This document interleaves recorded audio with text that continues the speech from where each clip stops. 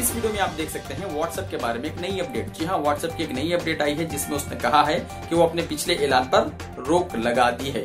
जी हाँ, जैसा कि आप सभी जानते हैं कि गुज़िश्ता दिनों व्हाट्सएप ने एक ऐलान किया था जिसमें उसने कहा था कि वो एक नई प्राइवेसी पॉलिसी लेकर आ रहा है जिसके तहत वो अपने यूजर्स की प्राइवेसी को फेसबुक और इंस्टाग्राम वगैरह पर शेयर करने जा रहा है। और 8 फरवरी तक का उसने टाइम दिया था कि 8 फरवरी से पहले अगर आप उसकी नई प्राइवेसी पॉलिसी को एक्सेप्ट नहीं करते, एग्री नहीं करते, तो फिर वो आपके व्हाट्सएप अकाउंट को डिलीट कर देगा, ऐसा उसने कहा था। लेकिन अब अपने उस ऐलान पर व्हाट्सएप ने रोक लगा दी है क्योंकि दुनिया भर में उसको इस ऐलान पर नाराजगी का सामना करना पड़ रहा है। लोग नाराज होकर व्हाट्सएप छोड़कर दूसरे प्लेटफॉर्म पर जा रहे हैं, जैसा कि सिग्नल ऐप है और टेलीग्राम ऐप वगैरह पर लोग जा रहे हैं, वो ऐप्स को लोग इस्तेमाल कर रहे हैं।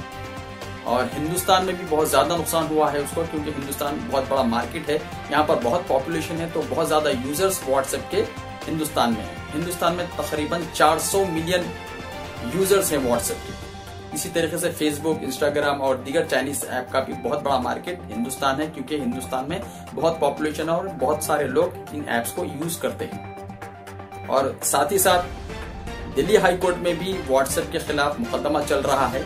नई प्राइवेसी पॉलिसी का जैसे ही उसने ऐलान किया था तो दिल्ली हाई कोर्ट में उसके खिलाफ मुकदमा दायर किया गया। ऐसे ही तुर्की भी उस पर कार्रवाई कर रहा है, कानूनी कार्रवाई चल रही है व्हाट्सएप के नए ऐलान पर। तो इन तमाम चीजों को देखते हुए व्हाट्सएप ने अपने पिछले ऐलान पर रोक लगा दी है। आप चाहें तो इसकी अपडेट आपके व्हाट्सएप पर भी देख सकते हैं। जी हाँ, जहां पर आप अपने दोस्तों का और फैमिली एंड फ्रेंड्स, दिगर अहबाब का जो स्टेटस देखते हैं, तो स्टेटस लाइन में भी आप देख सकते हैं कि वहां पर व्हाट्सएप की अपडेट आई है। कई लोगों ने देख भी लिया होगा और कई लोग नहीं देखे होंगे, तो देख सकते हैं वहां पर कि सरसरी तौर पर यानी इन शॉर्ट मैसेजेस में व्हाट्सएप ने अपने पिछले ऐलान पर रोक लगाने का वहां पर ऐलान किया है। और मजीद तफसीलात इसके बारे में क्या है, इस वीडियो को लास्ट तक जरूर देखिए, आपको तमाम तफसीलात मालूम होंगी। वीडियो को लाइक शेयर कीजिए और हमारे इस YouTube चैनल को सब्सक्राइब जरूर कीजिए ताकि ऐसी ही मालूमाती वीडियोस आइंदा भी आपको मिलती रहे। तो आइए शुरू करते हैं वीडियो को और देखते हैं इसकी तफसीली रिपोर्ट।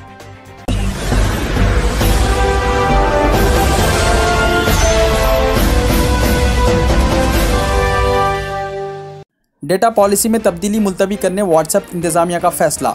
दुनिया भर से यूजर्स की शदीद तनकीद के बाद फेसबुक की ज़ेली कंपनी व्हाट्सएप ने डेटा शेयरिंग से मुताल्लिक अपनी पॉलिसी मौखर कर दी है। कंपनी के मुताबिक राजदारी की हालिया पॉलिसी से मुताल्लिक गलतफहमी का खात्मा ज़रूरी है। यूजर्स की जानिब से ज़बरदस्त धक्के और शदीद तनकीद के बाद व्हाट्सएप ने कल ऐलान किया है कि नई डेटा पॉलिसी को फिलहाल लागू नहीं किया जाएगा।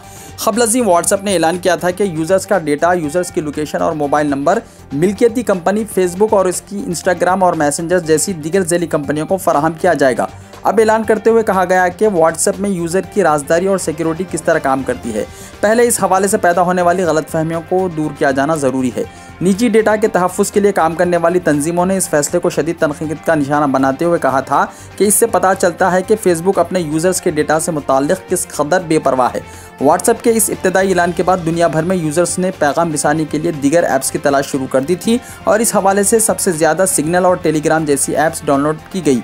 सिग्नल ने कल ऐलान करते हुए कहा था कि यूज़र्स की तादाद एकदम बढ़ने से इन्हें तकनीकी मसाइल का सामना करना पड़ रहा है। व्हाट्सएप के ऐलान के बाद अमेरिकी खुफिया राज अफशा करने वाले एडवर्ड स्नोडन और दुनिया के अमीर तरीन शख्स एलोन मस्क ने सिग्नल को महफूज तरीन करार देते हुए इसे इस्तेमाल करने के लिए कहा था। व्हाट्सएप की जानिब से यूज़र्स को दी जाने वाली 8 फरवरी तक की डेडलाइन की ख़त्म कर दी गई है। व्हाट्सएप ने इब्तदाई ऐलान में कहा था कि जो यूज़र्स 8 फरवरी तक इनकी नई पॉलिसी से मुत्तफ़िक़ नहीं होंगे वो इनके सर्विस का इस्तेमाल नहीं कर सकेंगे। इस ताख़िर से व्हाट्सएप का वो मनसूबा भी मुश्किलात का शिकार हो जाएगा जिसके तहत वो व्हाट्सएप में डेटा और मालूमात का तबादला करते हुए यूज़र तक इश्तिहारात पहुँचाना चाहते थे।